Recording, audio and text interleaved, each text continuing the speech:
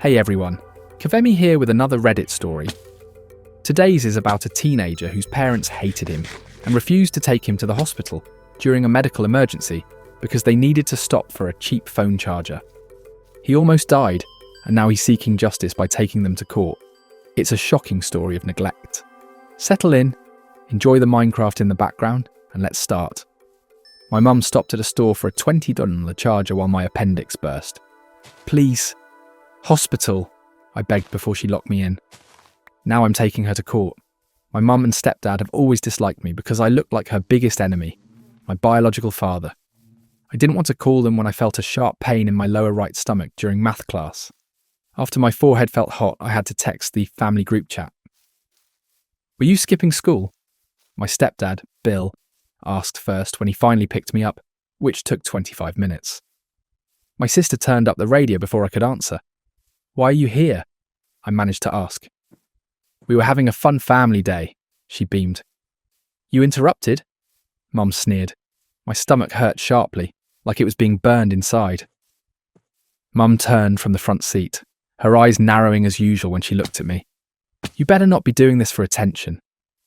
My pale skin was covered in sweat. Every bump on the road sent a jolt of pain through my stomach. That made me throw up. Bill handed me a plastic grocery bag without looking, as if he expected it. My gosh, he complained. Your father pulled this same dramatic nonsense. Kate's phone beeped. Her phone had 4%. My phone is dying, she yelled. This was no normal upset. She had perfected fake crying since age 6. Ethan will video call me in 15 minutes and think I'm ignoring him.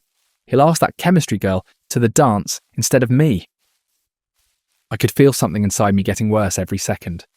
Hospital, I said. Please. Mum and Bill looked at each other. I saw the same look when I begged to go on the Disney family trip. The same look as when I asked why Kate got a car for her 15th birthday, but I got a $20 gift card.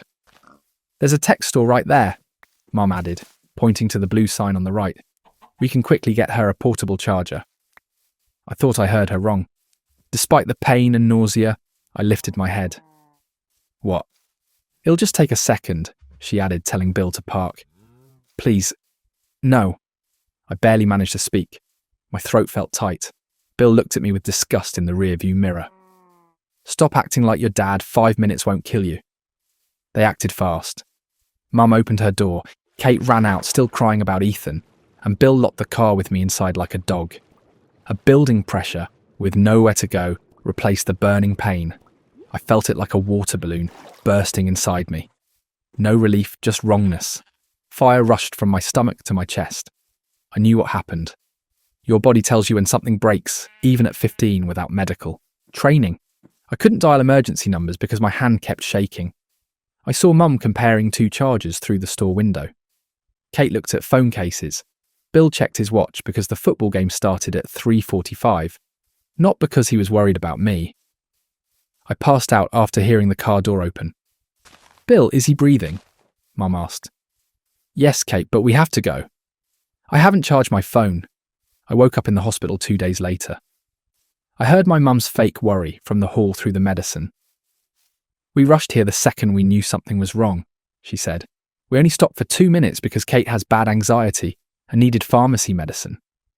The nurse believed it. Oh, you poor things. That must have been scary. Bill spoke. We've been here every day, staying with him. That's when I knew I had to get justice myself. I knew exactly how.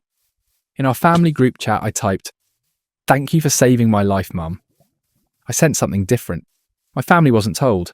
I found my bio dad's number on Mum's old phone 5 months ago and saved it under a fake name just in case. I typed with shaky fingers because the pain medicine was wearing off. I almost died because Mum wouldn't take me to the hospital. Now in ICU. Please help. After sending, the message turned blue before my eyelids became too heavy to open. I dropped the phone on the blanket and it went dark again. The room was dark with one yellow light over the sink when I woke up. A man in dark blue scrubs worked the equipment next to my bed. His name tag said Ken. He had kind eyes. Seeing me look, he smiled. You're awake. How do you feel? Most people ask that as a greeting without wanting a real answer. Ken stood there waiting, looking at me like my answer mattered. "Everything hurts," I whispered, my voice weak and rough, "and I'm scared to go back home." His face changed right away. Not shocked, more like he understood. He brought the chair next to my bed and sat at my eye level. "Can I ask you some questions about that?" I nodded. Despite my tight throat, I needed someone to know. "The hospital takes patient safety very seriously," Ken whispered. "Could I set up a social worker to meet with you to make sure you're safe and your needs are met?" The relief was so huge I almost cried again. Someone cared enough to act. "Yes," I said. "Please." Ken briefly held my hand before standing up and writing on his tablet. "I'm calling them now. Someone will visit you tomorrow morning." He checked my IV and adjusted something that eased my stomach pain. "Try to rest. Do you need anything? I'll be here all night." I went to sleep feeling safer than I had in years. The next morning, a woman with black hair in a bun entered my room with a tablet and a nice smile. She sat on the chair next to my bed with her badge reading, "Beth Jones, Social Services." "Good morning. My name is Beth. The nursing staff asked me to come check on you and see how you're doing." Her pleasant, professional voice made you feel like you could tell her anything. "Can you tell me what happened before you came to the hospital?" I told her everything. About texting the family chat from math class when the pain started. About the 25-minute wait for pickup. About Bill asking if I was skipping school. About Kate's phone dying and Mum stopping at the tech store for a charger as I threw up in the back car. About them locking me in the car while they shopped. About my appendix bursting and not being able to call for help. Beth remained calm and pleasant, but her fingers quickly typed on her tablet, taking notes on everything I said. She looked up with gentle eyes as I finished. "A medical person wrote down your condition when you arrived. You had a severe infection from a burst appendix, meaning treatment was delayed." She stopped before asking the most important question. "Would you feel safe going home?" Wanting to say no hurt more than my cut. But I also knew what happened to kids who said home wasn't safe.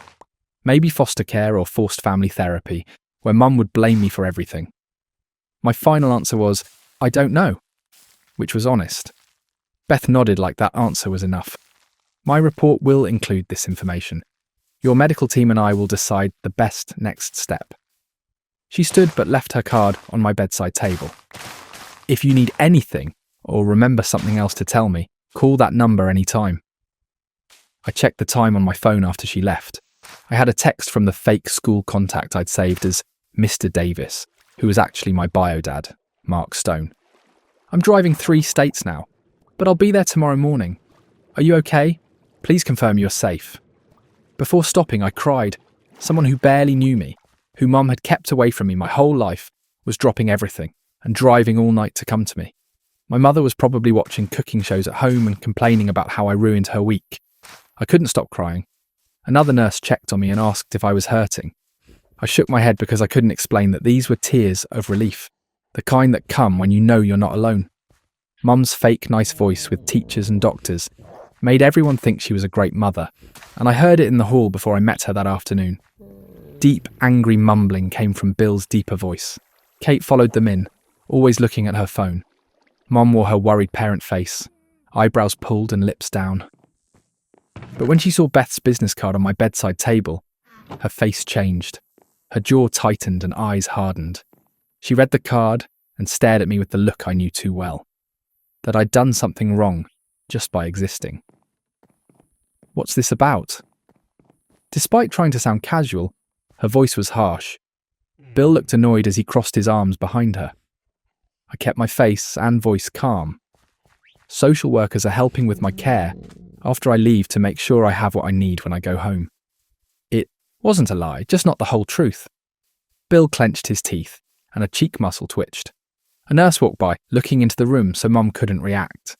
Her forced smile seemed fake as she sat in Beth's chair. "It's good of them. We just want to take care of you." Kate never looked up from her phone. She stood at the entrance scrolling, wishing she were anywhere else. I wondered if Ethan ever called her for that video chat, or if she was uncaring as I lay dying in a parking lot. I didn't ask them to visit, but Dr. Williams came in the evening.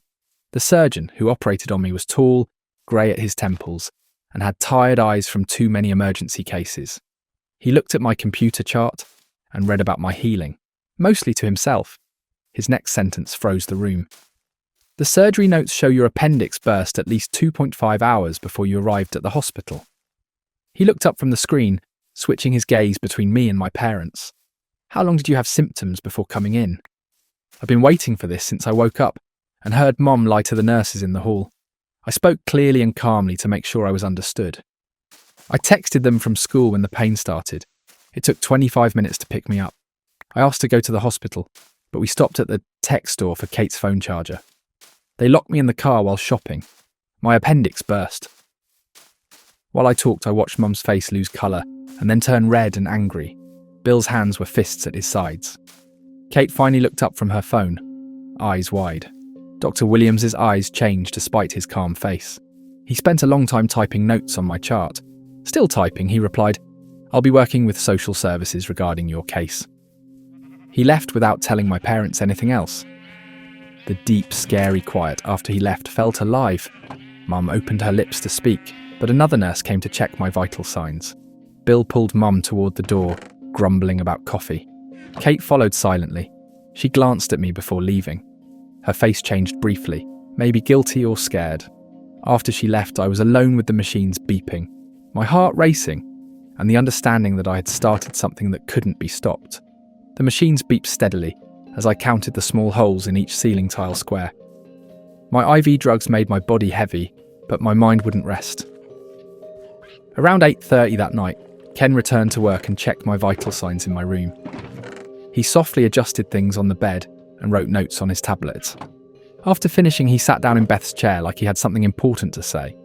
He said he had spoken to the other nurses and doctors, who had written down the delay in getting me to the hospital in my file. He stated the emergency room staff had written down my condition when I arrived, how bad the infection was, how close I was to dying. His voice was calm and professional, but his eyes were sad when he mentioned many people were worried about me. He said that, in situations like mine where a child was harmed, the medical staff recorded everything. My throat tightened when he spoke. He told me I had people looking out for me and making sure I was safe. He stated that mattered more than I thought. He softly squeezed my shoulder before returning to the nurse's station. I barely slept that night. While my appendix burst, I saw Mum comparing phone chargers every time I closed my eyes. I kept checking my phone for Mark's reply, but nothing. I worried if he would come or decide I wasn't worth the trouble, like Mom usually said. Morning arrived slowly, the sky outside my window changing from black to grey to light blue. Around 6:30, a nurse gave me breakfast I couldn't eat since my stomach was still upset after surgery. While eating dry bread, I heard voices in the hall, and the door opened. Tall, maybe 6'2", with dark hair that was grey at the sides, he entered. His clothes were messy, and he looked tired from driving all night. His face was like looking at a mirror 20 years from now. Same nose, jawline, and dark eyes Mum always complained made her sick. Standing inside the doorway, he looked at me, his eyes wet. He crossed the room in 3 long steps and hugged me carefully, avoiding the tubes and cables. "Are you okay?" His voice shook as he asked, but I was crying too hard to speak. He pulled back to look at me with shaking hands and smelling of coffee in the highway. He kept saying he was sorry. Sorry he hadn't been there. Sorry he hadn't known how bad things were. Sorry for wasting so much time. We talked for about 2 hours. He moved the chair next to my bed and held my hand while explaining everything. He told me about how he and Mum met in college, how things fell apart when I was born, and how she blamed him for everything bad in her life. He said her claims that she applied for full custody, that he was dangerous and that he had hurt her, were lies that could not be proved. He had monthly visits with me only if they were watched by someone else after the court gave her custody. He didn't know when she moved 3 states away. When he found out where we went, she filed legal papers saying he abandoned me and the new court took away his rights. My chest felt like it was breaking as he showed me 15 years of bank statements on his phone. His monthly child support payments went through the state system, not to Mum. He sent money every month throughout my whole childhood, but Mum said he never paid. She bought Kate a car with my money. She took family vacations and left me with money for food. I knew my life was a lie after looking at those financial statements. He also showed me thousands of letters he sent to Mum, asking to see me. She never replied even once. He paid lawyers twice to try to get visitation rights back, but the courts wouldn't help without proof of the lies. He stated finding me was like finding a lost part of himself. Beth returned mid-morning and asked for a private talk with Mark. After they left, I sat alone with my thoughts for 35 minutes that felt like hours. I occasionally heard their serious, hushed talking in the hall. Mark adjusted his stance as they returned. He stood taller, his jaw set strongly, reminding me of how I felt when I told Dr. Williams the truth. Beth sat down and calmly stated that she and Mark had looked at my options for living after the hospital. Her worries about the delay in my medical treatment and my safety at home led her to suggest that I not return to Mum's place right away. Mark agreed to stay in town, and she would make him my temporary legal guardian throughout my recovery.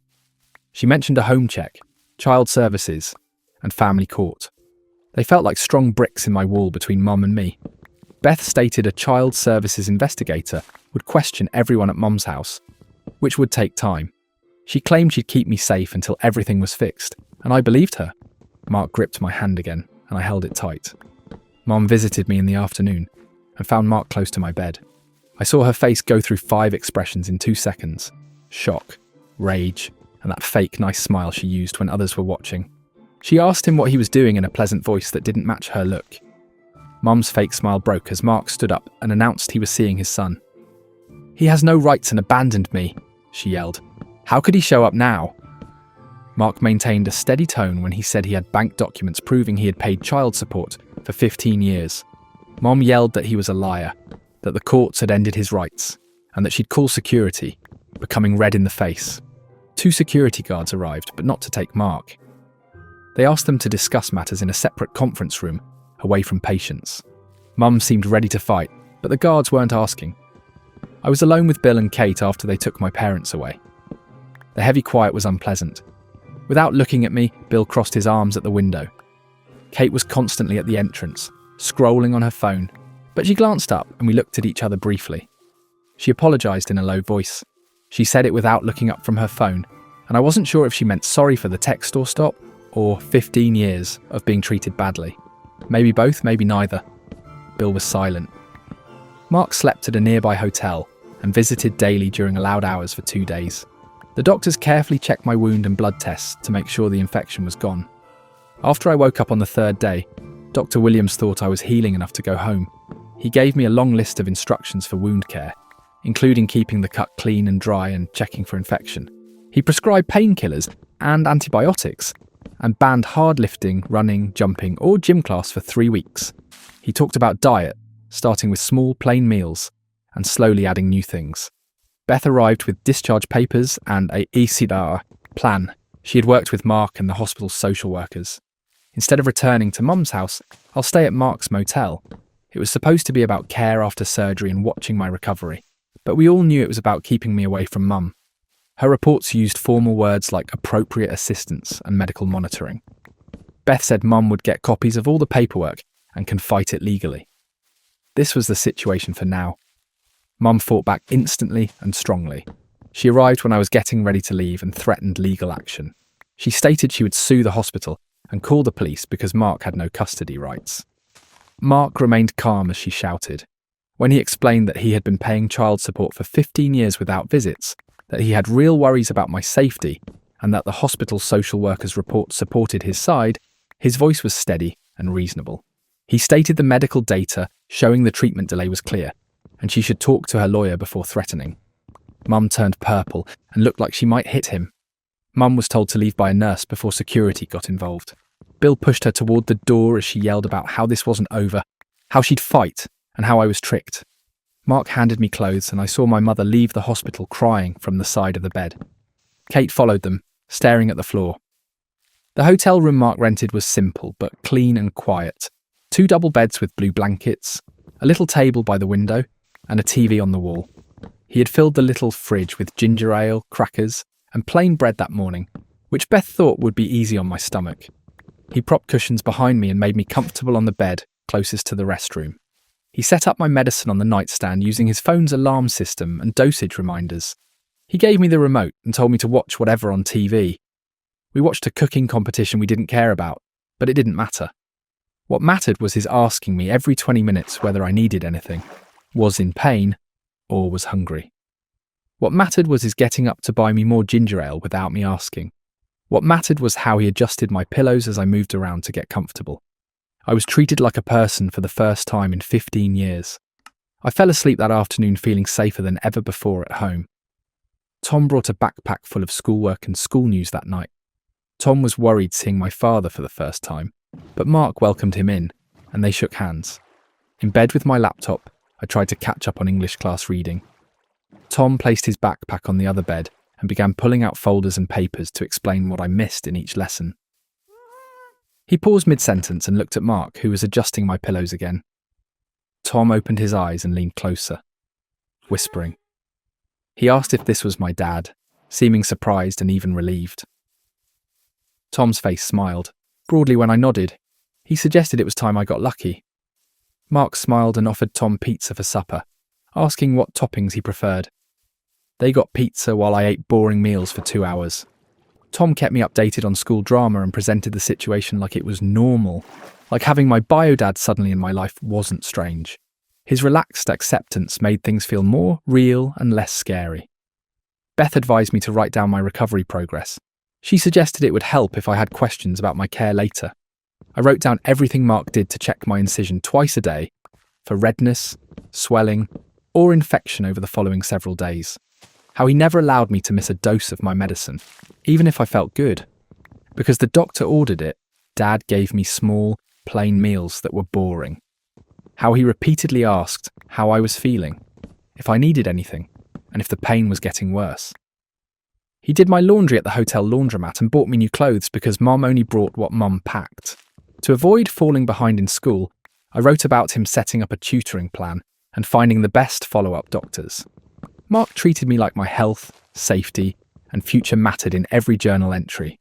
The huge difference from my life before hurt almost as much as the surgery. Reading those posts again, I saw exactly what Beth intended me to see, the difference between neglect and true parenting, written in my own words that no one could argue with. A big letter addressed to Mark arrived at the hotel a week later. He opened it at the little desk as I did schoolwork on my bed, and his jaw tightened as he read. Mum's lawyer wrote a formal letter demanding that I return home immediately, claiming Mark had no legal right to keep me. That afternoon, Mark made 3 phone calls.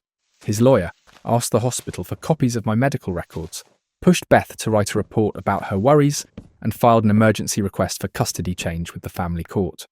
2 days later, another letter arrived. It had a court seal on it. The court scheduled a 10-day meeting to decide where I should live until the full custody issue was decided. Mark handed me the letter and asked whether I wanted to sue my mother.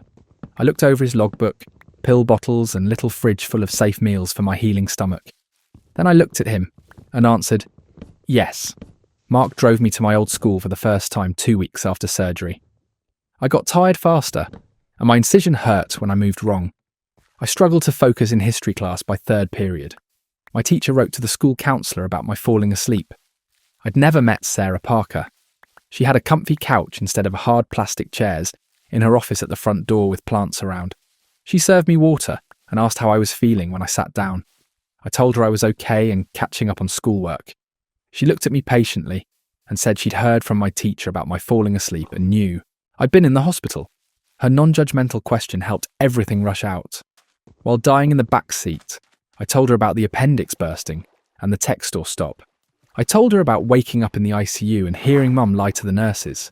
I told her about Mark and how I felt safer than ever with him at that motel. I told her about the custody fight and how scared I was that the court would send me back to Mum's. Sarah listened without stopping me.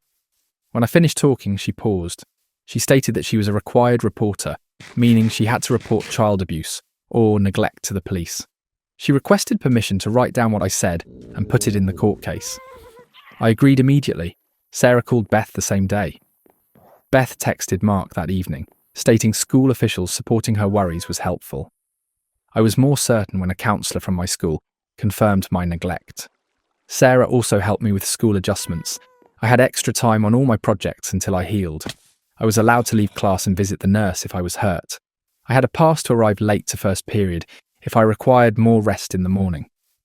After printing and giving me copies, she sent the same information to my teachers. For the first time, school seemed like it cared about me. Someone knocked on the hotel door. One day a week later when I was doing schoolwork. Mark went grocery shopping. I saw Kate in the hall through the peephole. She looked terrible. She wore no makeup and had a messy ponytail. After I opened the door, she waited there for a moment before asking to come in. She looked at her hands while we sat on separate beds. She then revealed she had been thinking about the tech store stop every day since it happened. She cried over her phone, charging and seeing me turn grey in the back seat. She stated she realised I might have died while looking at phone cases. She asked me whether I hated her, with worried eyes. I had no idea how to respond. One part of me wanted to say yes and make her feel as awful as I had felt my whole life. But another part knew she was 16 and had been raised by parents who taught her problems mattered more than mine. I told Kate I was mad at her for being selfish, Mom for disliking me, and Bill for treating me like trash. However, I told her I knew she was simply a child from a bad situation. I stated Mom and Bill had taught her she was more important than me her whole life. Naturally, she believed it. Not completely her fault. Kate cried, but not her usual fake tears. Real tears made her cheeks blotchy and nose run. If it helped my cause, she claimed she would tell the truth. She said she would testify about the tech store trip and how Mum and Bill always treated me differently. I nodded because I didn't trust myself to speak. Mark went with me back to Dr. Williams a few days later. Walking into the hospital, where I almost died, made my stomach tense. But Dr. Williams was careful about checking my incision. He noted it was healing well without infection. His face changed as he had me step on a scale. He inquired about my weight before surgery. After I informed him, he wrote in my chart that I was underweight for my height and age. His other checks included looking at my skin and nails and asking about my sleep. He claimed I had long-term stress and poor nutrition. He put this in my medical file and said it will be in court records. Mark inquired what to do, and Dr. Williams suggested a food plan and vitamins. He scheduled another appointment for 5 weeks later. Child Services investigators visited Mom's house on Tuesday afternoons. I know because Kate texted me right away. The lady investigator questioned each family member alone in different rooms. First she called Mom, then Bill, then Kate. Kate claimed the investigator queried my hospitalisation day in detail. She asked how long they stopped at the tech store. She questioned whether they noticed my severe illness. She inquired how Mum and Bill handled me versus Kate. She heard everything from Kate. She detailed the tech store stop, including how they went shopping while I was throwing up in the car. She said I got a $20 birthday card while she got a car. Mum and Bill treated me like a burden and made her the favourite, she said. The investigator wrote everything down. Her report arrived a week later. It claimed medical negligence may have killed me. A pattern of emotional abuse and treating me differently was found. It advised me to avoid Mum's house. The first time after leaving the hospital, Mum called me personally. Her name appeared on the screen when my phone rang as Mark and I watched TV. My hand shook as I answered. Her voice shook, but not with sadness. She was angry. She stated I was ruining the family and turning Kate against her. She stated I was selfish and manipulative like my father. She called me ungrateful after everything she did for me. She warned me I would regret this when the court saw through my lies and ordered me home. I said nothing, just hung up and blocked her number. Mark inquired about my health. Though I wasn't, I nodded. Next morning, Bill texted me. He apologised for not defending me in a long message. He said he didn't know how bad things were. He stated he should have taken me to the hospital instead of the tech store. He thought I would forgive him. Mark read over my shoulder as I viewed the message. He snorted and continued. Adults don't get credit for ignoring child abuse. He added, Bill had 15 years to notice how they treated you and chose not to care until there were legal consequences. I did not reply to the message. I erased it and put my phone aside. The custody hearing 4 weeks later took place in an old wooden floor cleaner smelling courthouse. Mom, Bill and their lawyer sat on the right, while Mark and I sat at a table on the left. Kate waited in the hall to testify. The judge was a lady with tight grey hair and chained reading glasses. She looked at me as Mark's lawyer called my name and I slowly walked to the witness stand. I still felt my incision pull when I moved too fast. I told everything that happened the day I went to the hospital to the lawyer. The shooting pain in math class, texting the family group chat, waiting 25 minutes for pickup, throwing up in the car and asking for hospitalisation. Mum and Bill decided to stop at the tech store instead, locking me in the car while they bought a phone charger, feeling my appendix explode while I watched them compare items through the store window, passing out and waking up in the ICU 2 days later. I explained to the lawyer how my family treated me compared to Kate, including the Disney trip I wasn't invited to, the car Kate got for her 15th birthday while I got a $20 card, how Mum always looked at me like I disgusted her, and how Bill called me dramatic when I was sick or hurt. The judge took notes and asked if I felt comfortable with Mark. I agreed without hesitation. She asked if I wanted to visit Mum, but I declined. Mum's lawyer attempted to make me sound like I was exaggerating, but my medical records showed how sick I was. When I stepped down, my legs shook so much I had to hold myself steady. Kate went next and cried before the lawyer asked her a question. She detailed their tech store stop, including how I was throwing up, how my skin looked grey, how I asked them to go immediately to the hospital, how Mum stated it would take a second to grab a charger, and how long they stayed there. Kate said yes when the lawyer inquired if our parents treated us differently. She talked about obtaining a car while I didn't, family trips I wasn't on, and how Mum and Bill constantly made me feel like a burden while she was the favourite. She said they mistreated me because I looked like Mark, whom Mum hated. Though she was crying, I could see Mum looking at her from across the courtroom with a look that would have made Kate feel terrible. But Kate continued talking. She regretted not speaking out sooner and stated she should have called an ambulance that day. After she finished, Mum's counsel tried to portray Kate as a dramatic teenager, but the court seemed unconvinced. Dr. Williams testified post-lunch. He brought my medical paperwork and detailed my condition in the emergency room. Critical infection from a burst appendix, extreme dehydration, dangerously high fever, dropping blood pressure. He warned that another 25 minutes may have been deadly. The lawyer told me my appendix ruptured at least 2.5 hours before I went to the hospital, based on the infection. He recounted my emergency operation and 2-day coma. He then discussed the impact of the therapy delay. He claimed stopping for a phone charger when a child has a medical emergency was reckless regarding my safety. Mum's counsel said they didn't realise how bad it was, but Dr. Williams denied that. He said that I was throwing up, sweating, grey, and in huge pain. He remarked, any reasonable adult would have gone straight to the hospital. The court inquired if the wait was medically justified, and Dr. Williams answered, absolutely not. Beth testified next with a large packet of documents. She said hospital staff had raised worries about my family's behaviour throughout my ICU stay, how Mum and Bill lied about being there regularly when they only came twice, how they lied about the drugstore stop, and how I feared coming home. She compared Mum's care with Mark's care throughout my rehabilitation. Mark followed doctor orders exactly. He checked my wound twice a day, made sure I took my prescriptions on time, kept extensive notes of my symptoms and healing progress, and took me to every follow-up appointment. I gained weight and my stress levels improved since leaving Mum's place. She stated.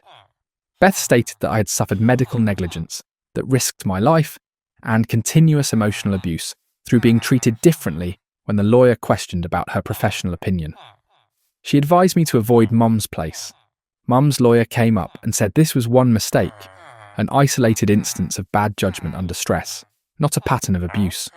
Mark's lawyer presented medical data showing I was underweight and poorly fed, school counsellor reports concerning my worsening health, social work proof of unequal treatment, and Kate's testimony about years of favouritism. The judge calmly looked at everything for what seemed like forever. Then she spoke. Her evidence showed constant neglect, and the tech store event was merely the most obvious example. Mark received 5 months of temporary custody with supervised visits for Mum. She prescribed family treatment for Mom, Bill and Kate, and individual therapy for me. In 5 months, another hearing would review the issue. Mum quickly jumped up, making her chair scrape the floor. She left without looking at me, and Bill followed. Kate sat for a moment, appearing confused, then slowly stood up. Mark rubbed my shoulder, and I realised I was crying, tears of relief. Mark and I went 3 states to his place that weekend with my belongings in his car. The trip took 5.5 hours, including 2 stops for lunch and the restroom. I spotted a small 3-bedroom home with white siding and a wide yard when we pulled into the driveway. Mark took me to the 3rd bedroom down the hall. I stood staring as he opened the door. A new bed with a blue blanket, a desk with a light and a cup of pens, a bookcase against one wall, window curtains, and a rug were there. Everything was new, clean, and customised for me. I had never been treated like that. I cried again, and Mark hugged me. "This is your room," he said. "Decorate as you choose. Make it yours." I couldn't speak. My head nodded on his shoulder. Starting at a new school 5 weeks into the semester felt strange. Everyone had friends and inside jokes, and I was simply the anonymous new kid in October. I didn't care. I was so happy to leave my old life that the discomfort didn't matter. Tom texted me daily and sent me pictures of our old school. He promised a spring break visit. My teachers understood my situation well. Since the principal knew I was recovering from major surgery and dealing with a family problem, they gave me extra time for assignments and allowed me to leave class. Few questions were asked. I started therapy my second week at my new school. Mark found a counsellor who specialised in family trauma. Her downtown office featured nice seats and tissues on every table. I told her my story as requested, all of it. My years of being ignored, appendix bursting, visit to the tech store, everything. She listened without stopping and said something important. She claimed my mother's problems with Mark were never my fault, that I shouldn't be punished for looking like him, and that my neglect was abuse, even if it wasn't physical. Her weekly sessions helped me handle the anger and hurt. It was hard work. I felt worse after certain sessions. But eventually, I felt less angry and more at peace, like maybe I could move forward instead of living in the terrible past. Mark also enrolled us in family therapy. His goal was to build a real relationship after missing my youth. Every other week, we saw a parent-child counsellor. We discussed why he and Mum split up, how she wouldn't allow him to see me, and how he paid child support for 15 years without seeing me. He gave me court paperwork from when I was little, when Mum always denied his visiting requests. His greatest regret was not working harder to go through the legal system so he could be in my life. As a child, I thought he didn't want me, how Mum always said he left us, how I believed her lies for 15 years. That session brought tears to us both. Our counsellor advised us to grieve the connection we should have had, while building the one we could have. It wouldn't be perfect. Since Mark missed my childhood, we were strangers. He tried, really tried, and that mattered more than I could say. Mark asked if I wanted to meet his parents, my grandparents, 2 weeks before Thanksgiving. Mum informed me Mark's family didn't want anything to do with me. Before thinking, I said yes. This Thanksgiving morning they drove from 2.5 hours away. When they arrived into the driveway, I watched an older couple exit a blue car from the window. Before reaching the front door, my grandma with grey hair and glasses cried. My grandfather was tall like Mark and me and had silver-edged black hair. Mark answered the door, and my grandma hugged me so hard I couldn't breathe. She repeated my name and touched my face to confirm my identity. Shaking hands, my grandfather hugged me next. My grandma pulled photo albums from her canvas bag as soon as they entered. She put them on the coffee table and showed Mark his childhood photos. The likeness was crazy. Same eyes, same smile, hands in pockets, same pose. She showed me Mark at my age. We could have been twins. My granddad continued pointing out features like our cowlicks and crooked pinky fingers. They asked me about school and my interests, and listened. My grandma sobbed again during supper and apologised for not knowing me. She revealed that Mum banned all their communication with me after the divorce. Years of birthday cards and Christmas presents were returned. They sought legal visitation, but Mum's lawyer blocked it. My granddad looked upset as he described my appendix incident. Why no one had called the police or filed charges interested him. Mark stressed that the legal process was difficult and that my safety was most important. My grandma wished she had known sooner to help. She said to call her whenever I needed anything. My grandfather gave me $200 to buy anything I wanted before they left that night. Grandmother embraced me again and promised a Christmas visit. Kate phoned early December. Her name appeared on my phone, and I almost didn't answer, but something made me. Her voice was less bratty and more tired when she wanted to chat. She stated she started therapy after everything and was working through Mum and Bill issues. We spoke for nearly an hour. I tried to forget how Mum would prepare her favourite meals, but tell me we were out of food. how she received new school clothes while I wore last year's, and how they took her to the movies but left me home. She assumed that was normal since it always was. Her therapist helped her realise that wasn't okay, that she'd been taught to value me less and had accepted it without question. She cried on the phone and apologised for the text or stop, for not speaking up in the car while I was dying, and for putting her phone above my life. I was unsure what to say. I refused to forgive Mom and Bill, I told Kate. Though I may never be, I didn't dislike her. She grew up in my messed up house, but from the other side. She got favouritism, and I got neglect, and we both suffered. She stated she understood and didn't expect immediate forgiveness. She told me she wanted to attend college distant from home. She applied to out-of-state schools for scholarships. After seeing that, she couldn't stay in that house. This 5-month custody review was planned for late March. Mark let me see my therapist's progress report. Since leaving Mum's place, I was more open in sessions, less guarded, slept better, and ate regularly. She remarked that I had gained 10 pounds and reduced my tension since moving in with Mark. Dr. Williams supplied updated medical documents confirming my surgery site had healed properly, and my health markers had improved significantly. I had normal blood pressure. I no longer had constant headaches. Mark's lawyer put together a massive set of evidence: stable living with my own bedroom, perfect school attendance since moving, report cards showing my grades went from C's and D's to A's and B's. My Wakanti Kam, grandparents, therapist and school counsellor wrote letters, photos of my room and residence, bank statements confirming Mark's stable salary and 15 years of child support, a list of all medical and therapy appointments since moving in. Mum's lawyer had less evidence. Her therapist's report was basic despite her therapy sessions. It said that she was dealing with custody, but provided no understanding into her actions. She did not apologise for the text or stop. The hearing was held on a cold, late March Tuesday morning. Mark took us to the courthouse, where my grandparents greeted us in the parking lot. I sat at a courtroom table with Mark and his lawyer. Lawyer and Mum sat across the aisle. Bill attended, but Kate did not. Short grey hair and reading glasses characterised the judge in her 50s. First, she carefully read all provided documents and reports. She requested testimony. Mark's lawyer called me first. I promised to tell the truth on the witness stand. Compared to the first hearing, I felt more confident and sure. My lawyer asked about my living condition with Mark. I told them I decorated my room myself. Mark made sure I ate 3 meals a day, had clean clothes and arrived to school on time. He brought me to all my medical and therapy appointments. He helped me with schoolwork and inquired about my day. I felt protected there. The lawyer questioned about my health, and I answered I'd gained weight and stopped getting migraines, that I slept through the night without nightmares. I was instructed immediately by the court to return to my mother's residence. I eyed her and said no.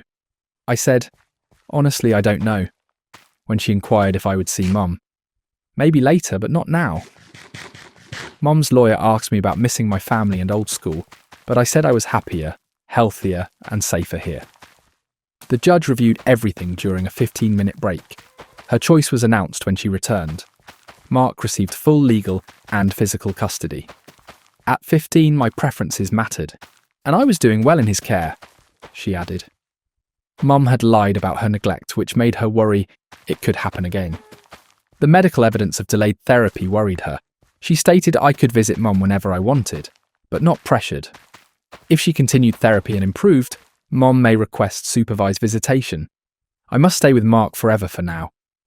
Mum sprang up quickly, making her chair scrape the floor.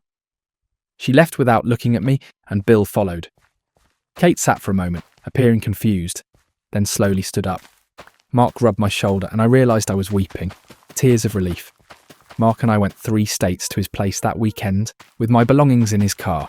The trip took 5.5 hours, including 2 stops for lunch and the restroom. I spotted a small 3-bedroom home with white siding and a wide yard when we pulled into the driveway. Mark took me to the 3rd bedroom down the hall. I stood staring as he opened the door. A new bed, with a blue blanket, a desk with a light and a cup of pens, a bookcase against one wall, window curtains, and a rug were there. Everything was new, clean and customised for me. I had never been treated like that. I cried again and Mark comforted me. "This is your room," he said. "Decorate as you choose. Make it yours." I couldn't speak. My head nodded on his shoulder. Starting at a new school 5 weeks into the semester felt strange. Everyone had friends and inside jokes, and I was simply the anonymous new kid in October. I didn't care. I was so happy to leave my old life that the discomfort didn't matter. Tom texted me daily and sent me pictures of our old school. He promised a spring break visit. My teachers understood my condition well. Since the principal knew I was recovering from major surgery and dealing with a family problem, they gave me extra time for assignments and allowed me to leave class. Few questions were asked. I started therapy my second week at my new school. Mark found a counsellor who specialised in family trauma. Her downtown office featured nice seats and tissues on every table. I told her my story as requested. All of it. My years of being ignored, appendix bursting, visit to the tech store, everything. She listened without stopping and said something important.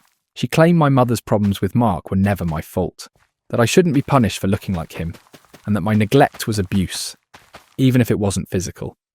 Her weekly sessions helped me handle the anger and hurt. It was hard work. I felt worse after certain sessions. But eventually, I felt less angry and more at peace, like maybe I could move ahead instead of staying stuck in the horrible years. Mark also enrolled us in family therapy. His goal was to build a true friendship after missing my youth. Every other week, we saw a parent-child counsellor. We discussed why he and Mum split up, how she wouldn't allow him to see me, and how he paid child support for 15 years without seeing me. He gave me court paperwork from when I was little, when Mum always denied his visiting requests. His biggest regret was not working harder to go through the legal system so he could be in my life. As a child, I thought he didn't want me. How Mum always said he left us. How I believed her lies for 15 years. That session brought tears to us both. Our counsellor advised us to grieve the connection we should have had while building the one we could have. It wouldn't be perfect. Since Mark missed my childhood, we were strangers. He tried, really tried, and that mattered more than I could say. Mark asked if I wanted to meet his parents, my grandparents, 2 weeks before Thanksgiving. Mum informed me Mark's family didn't want anything to do with me. Before thinking, I said yes. This Thanksgiving morning, they drove from 2.5 hours away. When they arrived into the driveway, I watched an older couple exit a blue car from the window. Before reaching the front door, my grandma with grey hair and glasses cried. My grandfather was tall like Mark and me and had silver-edged black hair. Mark answered the door, and my grandma hugged me so hard I couldn't breathe. She repeated my name and touched my face to confirm my identity. Shaking hands, my grandfather hugged me next. My grandma pulled photo albums from her canvas bag as soon as they entered. She put them on the coffee table and showed Mark his childhood photos. The likeness was crazy. Same eyes, same smile. Hands in pockets, same pose. She showed me Mark at my age. We could have been twins. My granddad continued pointing out features like our cowlicks and crooked pinky fingers. They asked me about school and my interests and listened. My grandma sobbed again during supper and apologised for not knowing me. She revealed that Mum banned all their communication with me after the divorce. Years of birthday cards and Christmas presents were returned. They sought legal visitation, but Mum's lawyer blocked it. My granddad looked upset as he described my appendix incident. Why no one had called the police or filed charges interested him. Mark stressed that the legal process was difficult and that my safety was most important. My grandma wished she had known sooner to help. She said to call her whenever I needed anything. My grandfather gave me $200 to buy anything I wanted before they left that night. Grandmother embraced me again and promised a Christmas visit.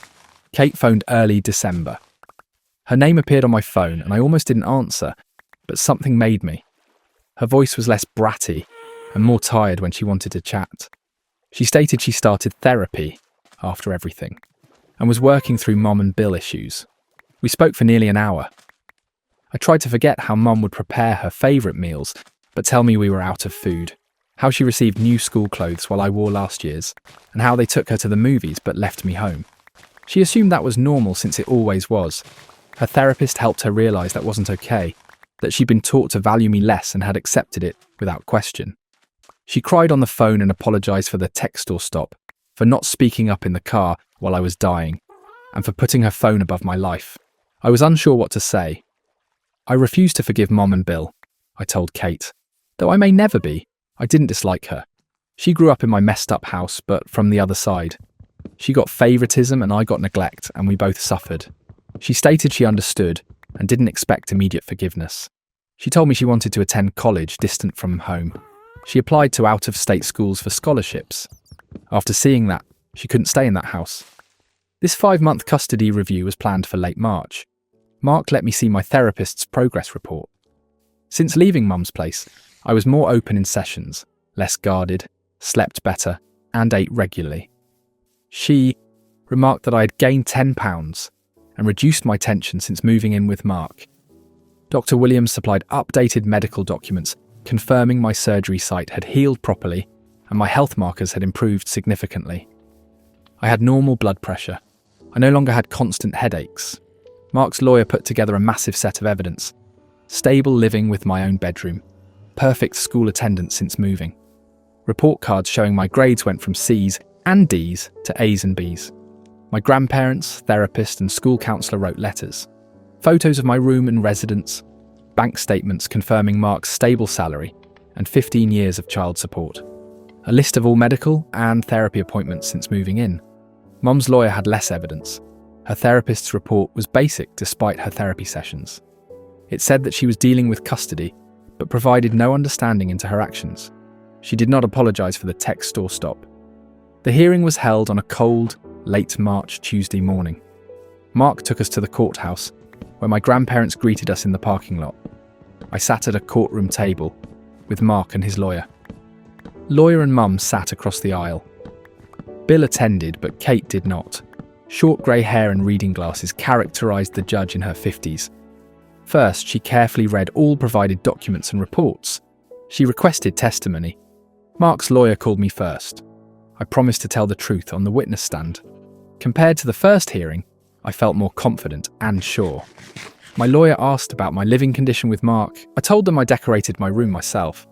Mark made sure I ate 3 meals a day, had clean clothes, and arrived to school on time. He brought me to all my medical and therapy appointments. He helped me with schoolwork and inquired about my day. I felt protected there. The lawyer questioned about my health and I answered I'd gained weight and stopped getting migraines. That I slept through the night without nightmares. I was instructed immediately by the court to return to my mother's residence. I eyed her and said no. I said, honestly, I don't know. When she inquired if I would see Mum. Maybe later, but not now. Mum's lawyer asked me about missing my family and old school, but I said I was happier, healthier, and safer here. The judge reviewed everything during a 15-minute break. Her choice was announced when she returned. Mark received full legal and physical custody. At 15, my preferences mattered, and I was doing well in his care, she added. Mum had lied about her neglect, which made her worry it could happen again. The medical evidence of delayed therapy worried her. She stated I could visit Mum whenever I wanted, but not pressured. If she continued therapy and improved, Mum may request supervised visitation. I must stay with Mark forever for now. Mum stood up and left before the judge finished talking, becoming crimson.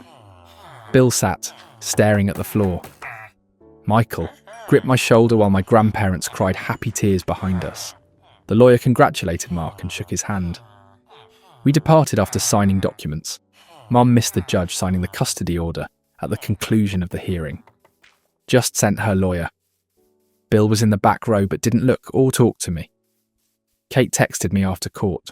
She claimed Mum was weeping at home and blaming Mark, the attorneys, the judge, and everyone but herself. Mum continued saying Mark's relatives poisoned me and turned me against her. Kate attempted to convince Mum that taking me to the hospital that day would have prevented this, but she didn't listen. I replied that Kate shouldn't have had to deal with it. It wasn't her job to show Mum reality. Kate counted down the days till heading to college. Reading her texts made me sad, but not guilty. Mum chose this. All of it. My years of being ignored. Visit to the tech store. They lie to healthcare workers. Not taking responsibility. She could have changed this any time, but she didn't. Tom spent 4 days in April during spring break. Tom hugged me big in the parking lot when Mark brought him up from the bus terminal. He continued observing everything like a note-taker. Mark brought us to a theme park the first day, where we rode every roller coaster twice. Tom commented that I seemed more comfortable, smiling and laughing. He stated I usually appeared stiff and tired at our old school, like I was waiting for something horrible to happen. Now I looked like a fun-loving teenager, he added. We spent the second day at home playing video games and eating pizza. My grandparents visited Tom for supper. Afterward, he said I was lucky to have them, and that having grown-ups care about me was nice. We saw movies and wandered downtown on day 3. Tom talked about events at our old school, which seemed like hearing about a life I no longer lived. Tom sat in my room on the last day before leaving and said he was glad things turned out since he had worried about me for years, but couldn't help. I told him messaging me daily after surgery and visiting the hospital meant more than he realised. Having one kind person made a big impact. We promised to remain in touch when Mark drove Tom to the bus station. I was sad to see him go, but mostly glad. Happy to have a true friend. I appreciate Mark and my grandparents. I'm glad I left that house before it broke me. After the custody case, I looked at my report card again. My grades had improved from C's and D's to B's with a few A's. The school counsellor contacted me one day and opened a college search website. In response to her question regarding my major, I realised I had never considered it previously, because college seemed to happen to others. We spent an hour examining programmes and scholarship deadlines at colleges within an hour of Mark's residence. She printed 9 options and said we'd work on applications together in the fall. The Sarah Parker email arrived Tuesday, morning before school. She stated that she was delighted the court case left me safe. She told me she had discussed my scenario in a district-wide training on family neglect and student reports. My chest shifted after reading it. My worst experience might help another child. I replied thanking her for trusting me when it counted. Late May brought summer, and I needed to do something other than hang around at Mark's. Despite my lack of work experience, he helped me write a resume. Downtown bookstores posted "Help Wanted" signs. The manager hired me immediately to handle the register and refill shelves 4 days a week. College kids on summer break were my co-workers. I joined their movie nights and park hangouts. I made friends with people who didn't know my background unless I told them. Early June saw Kate's graduation. She sent me a cap and gown photo of herself between Mom and Bill. She then wrote that she had been admitted to a public institution 7 hours from home. That night her phone voice was lighter. She wanted to see Mark and me before college started in August. I agreed without asking since I knew he wouldn't object. The mid-June letter arrived from Mum's lawyer. It was formal and specifically requested that we meet for coffee with a therapist to foster dialogue. Mark handed it to me without explanation and said I could choose. I pondered it for 3 days before discussing it in therapy. My therapist asked what I wanted from visiting Mum, but I couldn't respond. I replied through Mark's lawyer that I wasn't ready and might never be. Kate arrived on a late July Saturday with 2 bags and a worried smile. Mark greeted her like a visitor and shook her hand at the entrance. I cooked sandwiches in the kitchen while they sat in the living room. I overheard the custody debate. Kate's voice broke when she apologised for years of Mum's mistreatment. Mark informed her she wasn't responsible for her parents' actions since she was a teenager. Kate's eyes were red as I brought the meal out, but she seemed calmer than in months. Campout occurred in August's 2nd week. After packing tents and sleeping bags into his car, Mark drove us 2.5 hours north to meet my grandparents at a state park. Camping beside a lake, we hiked and swam for 2 days. My grandpa told Mark's boyhood memories over the campfire the second night. He told me, "I got my stubborn streak from both sides of the family." He then looked at me seriously and explained that stubbornness saved my life since I refused to ignore Mum's negligence. My grandma clasped my hand and said she wishes she had known about me sooner, but was glad for each day. Senior year began Tuesday, following Labour Day. I entered school with confidence for the first time. My calendar was full of classes I picked, not Kate's. My teachers sent college recommendation letters when I made the honour roll first quarter. My therapist observed the shift in October. She claimed I had improved well in the last year, and asked if I wanted to limit our appointments to every other week. I agreed since I was happy most days, not simply surviving. Late September, Kate called from her dorm. She stated college was harder than high school, but better since nobody knew her as Mum's beautiful kid. She started visiting a campus therapist twice weekly. She then asked if we could be actual siblings without our parents' problems. I told her we could try and ment it. She said enough for now. College admission letters arrived in March. I got into 3 neighbouring schools with good financial aid. One scholarship gave me enough money to take out minor loans. I placed the letters on the kitchen table at home. Mark read each one attentively, making his eyes wet. After missing so much of my history, Dad was proud of me and grateful to be part of my future. After choosing the institution with the best financial assistance, we travelled there the next weekend to explore and pay my admission deposit. I felt good about my enrolment form choice when I hit submit. Mark posted the admission letter on the fridge with my last report card. My grandparents contacted that night to offer college assistance. They deposited money into Mark's book and supply account. The next weekend we drove to furniture stores to look for mini fridges and desk lights. Mark created a phone list of everything I needed and ticked it off as we loaded everything into his pickup. Because dark blue and grey bedding felt more grown up than Mum's cartoon sheets, I chose it. We stopped for burgers on the way home after 5.5 hours of shopping. Mark inquired whether I was apprehensive about college. I said I was excited. He grinned and said it should feel that way. Graduation was a late May Saturday. Wake up early and put on the cap and gown that had been in my closet for 2 weeks. Mark took me to school and met my grandparents in the parking lot. Cade arrived 20 minutes later, exhausted from driving. Tom found us in the crowd and gave me a fist bump before sitting with his family. I sat on folding chairs on the football field with my class for the 9:30 ceremony.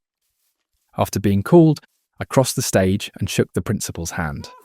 Tom yelled from the bleachers as Mark stood up to take photographs. Never invited Mom and Bill, so they weren't there. It didn't bother me. Today belongs to those who supported me. After the ceremony, we took photographs by the school sign and had steakhouse lunch. My grandma kept stroking my arm to verify my identity. A bookstore near Mark's house employed me on the Monday, following graduation for summer. I stocked books and ran the register for 38 hours a week. I watched my college account amount climb every 2 weeks as paychecks rolled in. Weekend habits seemed natural for Mark and me. We ordered pizza and watched movies on the couch on Fridays. Sunday mornings, he cooked chocolate chip pancakes, which we ate while reading the newspaper.